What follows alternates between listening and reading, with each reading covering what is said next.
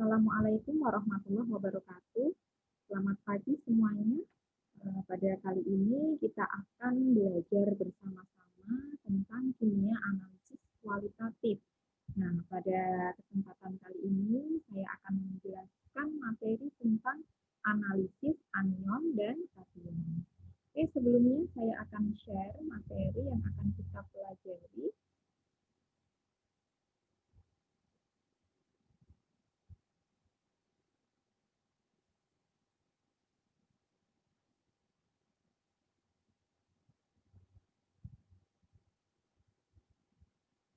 Nah, di sini untuk analisis kualitatif dan dari senyawa anorganik ya, kita akan menerangkan bersama analisis anion dan kation, di mana bahan-bahan senyawa obat maupun bahan pembantu dari eksipien ya, dalam suatu sediaan obat itu selain terdiri dari bahan organik, biasanya juga terdiri dari senyawa anorganik.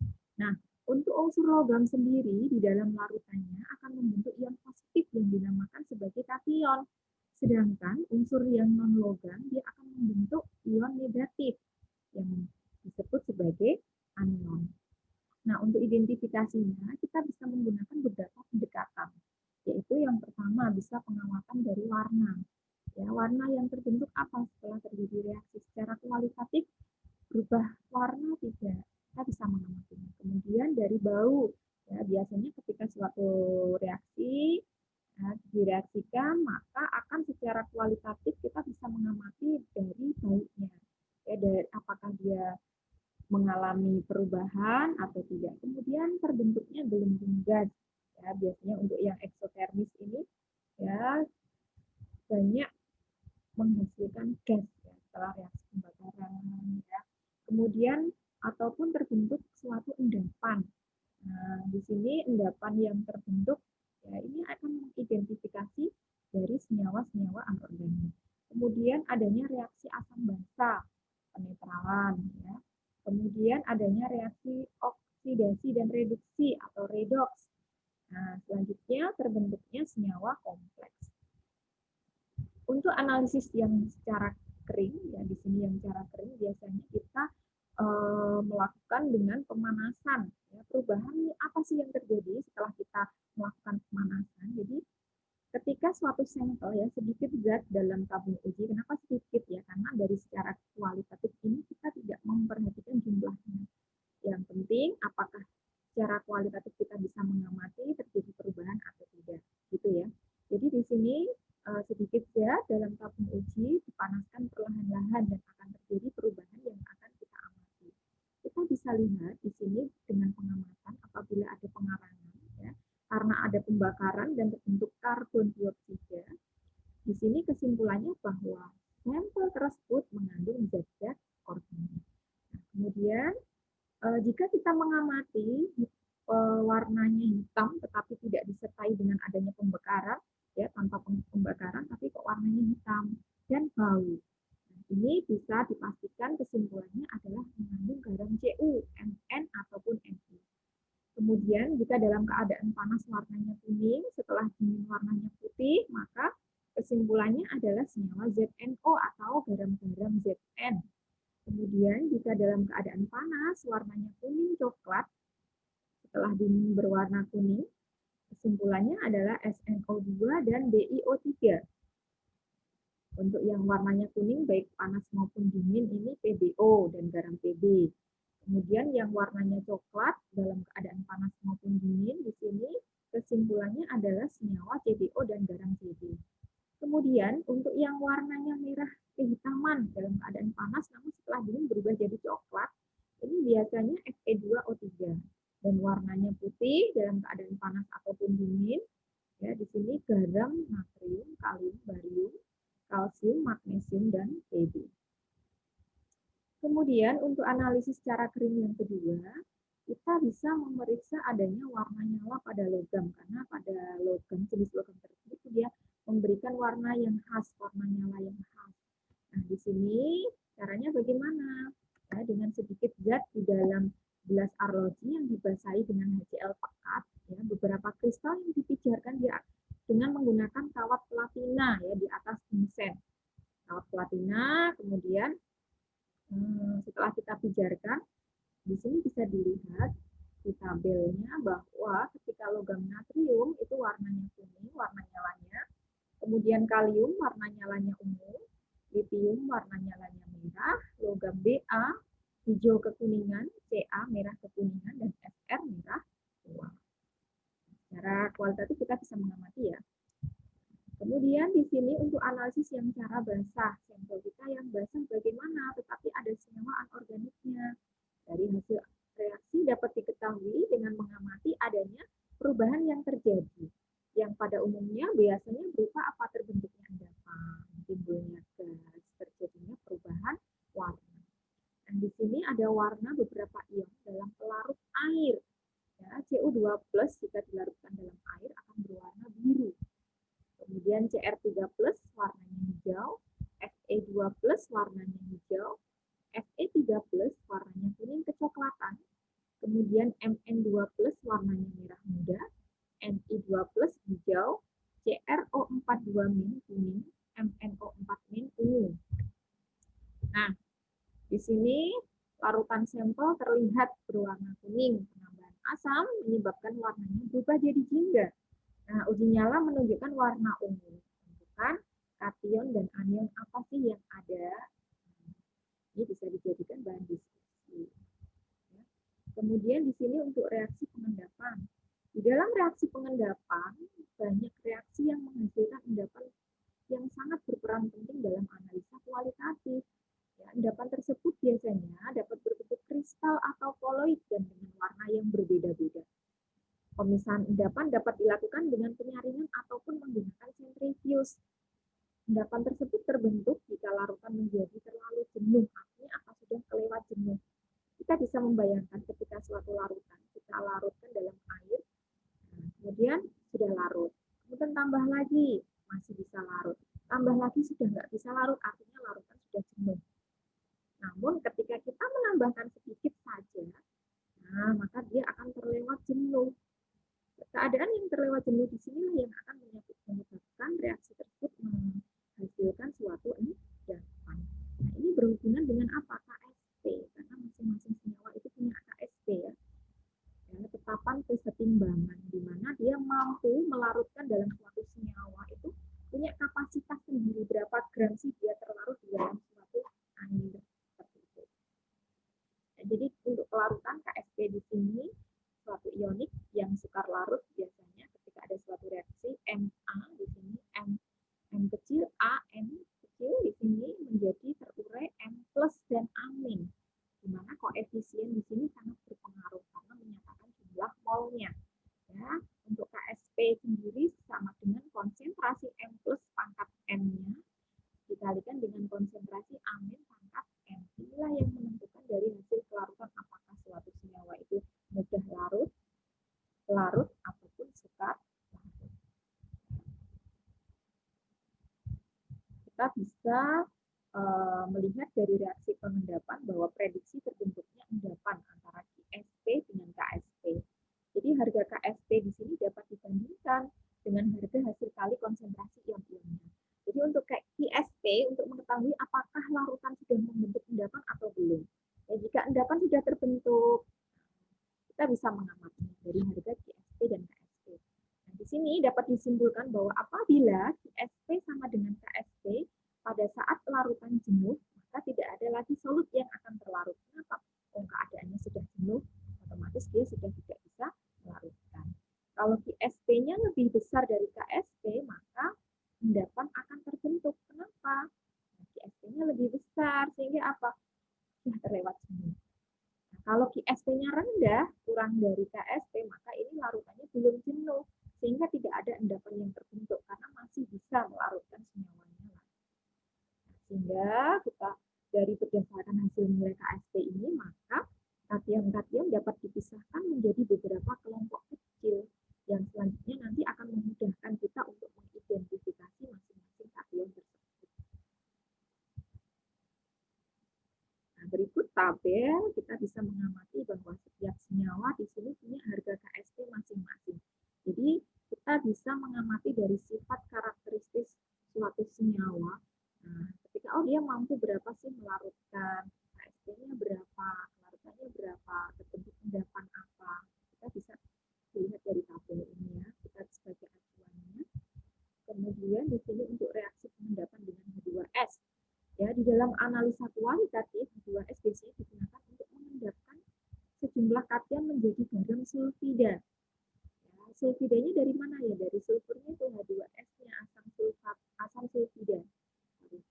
Jadi pengendapan kation dengan H2S di sini dipengaruhi oleh pH seperti terlihat pada penjelasan berikut.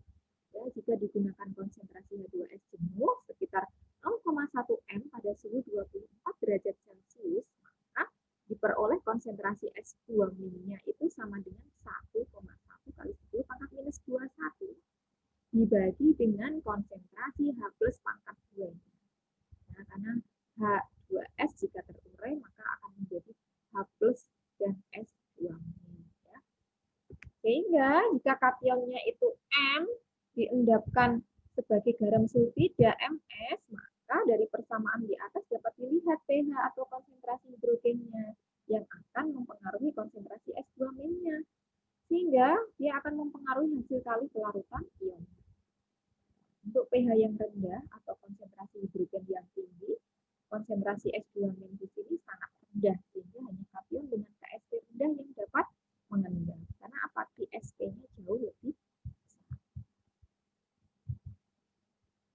Ini ada beberapa reaksi peruraian dari H2S ini mengalami disosiasi asam diprotik. Kenapa diprotik? Karena dia mengalami 2 kali penguraian. Ada 2 tahap. Yang pertama, H2S terurai menjadi H plus plus HS-. Kemudian diteruskan HS-nya baru terurai menjadi H plus dan S2-. Kita perhatikan bahwa yang pertama, reaksi yang pertama, harga Ka1 tetapannya di sini 8,9 kali 10 pangkat minus 8. Sementara reaksi yang kedua di sini, Ka2-nya di sini 1,2 kali 10 pangkat minus 13. Jika kita masukkan ya, dan nilai Ka1 sama dengan konsentrasi H plus dikali dengan konsentrasi HS- dibagi dengan konsentrasi H2S. Nah, sedangkan Ka2-nya, kita lihat dari reaksinya ya, kita sama dengan di sini H plus konsentrasi H plus kali konsentrasi S2- dibagi dengan konsentrasi H. Sehingga Ka1 kali Ka2 maka digabungkan tadi hasil Ka1 dan Ka2-nya. Sehingga diperoleh H plus kuadrat kali konsentrasi S2- dibagi dengan H2S yang nilainya 1,1 kali 10 pangkat minus 20. Sehingga maka seperti yang awal tadi ini adalah hasil uraiannya. Jadi S2- konsentrasinya harganya 1,1 kali 10 pangkat minus 20 dibagi dengan konsentrasi H plus kuadrat kali konsentrasi H2. Kita bisa mengamatinya ya di sini. Nah, untuk redox, banyak ya reaksi oksidasi dan reduksi yang digunakan untuk analisa kualitatif di sini. Baik dia sebagai pengoksidasi maupun sebagai pereduksi atau oksidator reduktor. Nah, beberapa reaksi oksidasi reduksi yang ditunjukkan dengan adanya perubahan fisik seperti perubahan warna sangat berguna dalam pembentukan identifikasi ion. Ini ada beberapa zat yang digunakan dalam analisa kualitatif yang sering digunakan. Yang pertama adalah kalium permanganat, KMNO4. Yang kedua di sini adalah kalium kromat, ya, K2CrO4 dan kalium dikromat, K2Cr2O7. Kemudian asam nitrat, HNO3, dan hidrogen peroksida atau H2O2. Untuk reaksi pembentukan senyawa kompleks di sini, dalam pelaksanaan analisis kualitatif anorganik banyak digunakan reaksi-reaksi yang melibatkan ya ion kompleks itu sendiri. Sehingga suatu ion atau molekul kompleks di sini terdiri dari satu atom pusat, ingat ya, yang jumlahnya paling sedikit yang dijadikan sebagai atom pusat, sehingga sejumlah ligan yang terikat dia akan mengelilingi atom pusat tersebut. Nah, atom pusat di sini memiliki bilangan koordinasi tertentu yang menunjukkan jumlah ruang yang tersedia. Berapa sih ligan yang mampu menempati ruang yang nanti akan terikat dengan atom pusat tersebut ya di sekitar atom pusat. Ini ada beberapa contoh. Yang pertama adalah Cu2+ yang asalnya warnanya biru, kemudian ditambah dengan NH3, ya, koefisiennya 4, maka dia akan membentuk senyawa kompleks, di mana Cu-nya sebagai atom pusat, NH3-nya sebagai ligan yang mengelilingi di sekitar atom pusat, NH3 4 kali 2+, sehingga warnanya berubah menjadi biru tua. Artinya apa? Dia sudah terbentuk senyawa kompleks. Kemudian untuk yang Fe3+ ditambah dengan SCN-, maka dia akan membentuk senyawa kompleks Fe SCN- 6 kali yang mengelilingi jumlah ligannya dia mampu menempati. Kemudian warnanya berubah jadi merah darah. Kemudian untuk Ni2+ ditambah dimetil glioksim atau DMG akan berubah menjadi NiDMG, endapannya merah. Nah, berikut adalah analisis kation yang menurut sistematikanya di sini kation digolongkan beberapa perbedaan kelarutan dalam suatu golongan. Jadi dari mulai dalam garam klorida, sulfida, dan karbonat sebagai berikut. Jadi di mana golongan pertama itu adalah golongan asam klorida, golongan kedua golongan asam sulfida, golongan ketiga golongan amonium sulfida, dan golongan keempat golongan amonium karbonat, golongan kelima golongan yang sisanya. Ya. Sehingga kita bisa mengamati bahwa di sini golongan pertama kation Ag+, Hg+, dan Pb2+, di mana reaksi pengendapnya itu menggunakan HCl6n. Kemudian untuk yang golongan kedua, Cu2+, Cd2+, Bi3+, Hg2+, Sn4+, Sb3+, menggunakan reaksi H2S 0,1n. Dan untuk golongan ketiga, Al3+, Cr3+, CO2+, Fe2+, Ni2+, Mn2+, Zn2+, menggunakan reaksi pengendapan H2S. Dan untuk golongan keempat dan 5, di sini untuk Ba2+, Ca2+, Mg2+, Na+, K+, dan NH4+, maka dia tidak ada reaksi pengendapan golongan. Sehingga di sini golongan 4 dapat mengendap dari suatu larutan amonium karbonat. Ya, ini adalah reaksi dari beberapa tingkat golongan. Ini bisa diamati bahwa ketika ada suatu larutan ditambah dengan HCl encer kok mengendap, endapannya berupa AgCl, Hg2Cl2, PbCl2, maka dia akan sebagai golongan pertama. Kemudian untuk H2S ya mengendap CuS, CdS, HgS, Bi2S3 golongan 2A. Ini adalah golongan 2B. Kemudian jika ditambah dengan NH4OH dan NH4Cl, NH42S, ya, maka dia akan mengendap COS, FeS, MnS, NiS, ZnS, AlOH3, CrOH3 golongan 3. Nah, di sini untuk yang apabila ditambahkan dengan NH42CO3, maka akan mengendap membentuk BaCO3, CaCO3, dan SrCO3. Ini adalah golongan 4. Untuk golongan 5 sendiri di sini adalah Na+, K+, NH4+, ya, sisanya ya. Kemudian di sini untuk analisis kation ya yang untuk golongan pertama, Ag+, Hg+, Pb2+, jika ditambah dengan HCl, maka akan membentuk garam klorida, AgCl, Hg2, Cl2, dan PbCl2, endapannya putih. Jika ditambah dengan air panas, maka ada yang larut dalam suhu panas, di mana dia akan membentuk Pb2+, yang ketika ditambahkan dengan K2CrO4 akan membentuk PbCrO4, endapannya kuning. Atau dengan H2SO4 membentuk endapan putih PbSO4. Nah, jika yang menghasilkan AgCl dan Hg2Cl2 ini ditambah dengan amonia, ya NH3, maka dia akan membentuk AgNH3 2 kali plus dan Cl-. Hg hitam, Hg, NH2Cl putih. Nah, untuk golongan kation yang kedua di sini, untuk kation Hg2+, untuk pemisahannya ditambah dengan asam nitrat, maka akan membentuk merkuri yang tidak larut, yang lainnya larut. Untuk identifikasinya, endapan HGS warnanya hitam. Reaksi yang terjadi adalah adanya reduksi oleh Sn2+ yang membentuk Hg2Cl2 warnanya putih. Kemudian untuk golongan kation Pb2+, PbSO4 sangat tidak larut dalam air. Identifikasinya jika ditambah amonium asetat, Pb asetat ditambah K2CrO4 maka menjadi PbCrO4 warnanya kuning. Bi3+ NH4OH berlebih menjadi BeOH3 yang tidak larut ya. Reduksi ini terjadi reduksi ya, BiOH3 membentuk logam Bi yang warnanya hitam. Nah, kemudian logam Cu2+ dan Cd2+ di sini NH4OH berlebih akan membentuk CuNH3 4 kali 2+ dan CdOH 2 kali yang larut ya. Sehingga di sini ada larutan Cu yang warnanya biru menjadi merah dan kuning. Kenapa? Terbentuknya senyawa kompleks. Nah, kemudian untuk analisis golongan kation yang ketiga, di sini kation Fe2+ pemisahannya untuk menggunakan H2SO4 menjadi hidroksida besi larut ya. Kemudian identifikasinya K4FeCN6 biru fusian, FeSCN6 3- merah, CO2+ H2SO4 menjadi hidroksida CO lambat larut plus KSCN dalam alkohol membentuk senyawa kompleks CO SCN2- warnanya biru.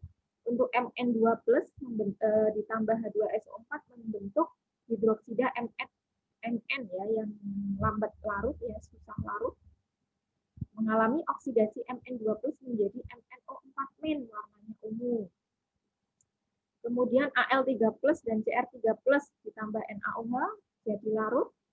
Nah, ini di sini ketika ditambah asam nitrat dan asam kromat, maka membentuk Cr2O7 warnanya jingga, ditambah lagi NH4OH membentuk endapan Al warnanya putih. Nah, analisis kok untuk kation yang golongan keempat di sini kation Ca2+ pemisahannya dengan H2SO4 akan membentuk kalsium sulfat yang sedikit larut ya, agak larut.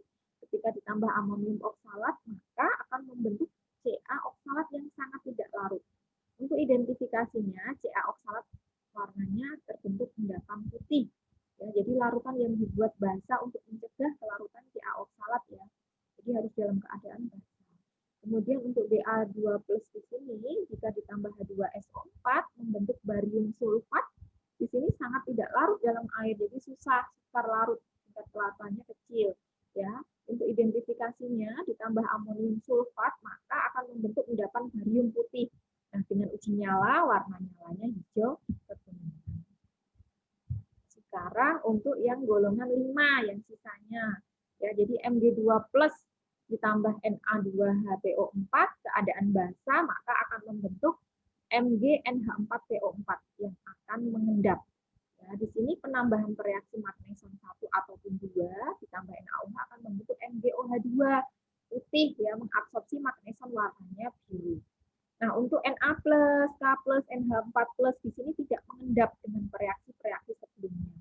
Namun kita melakukan uji nyala, maka akan memberikan warna nyala yang berbeda-beda. Na+ kuning, K+ merah keunguan, dan gas NH4+ bau amonia.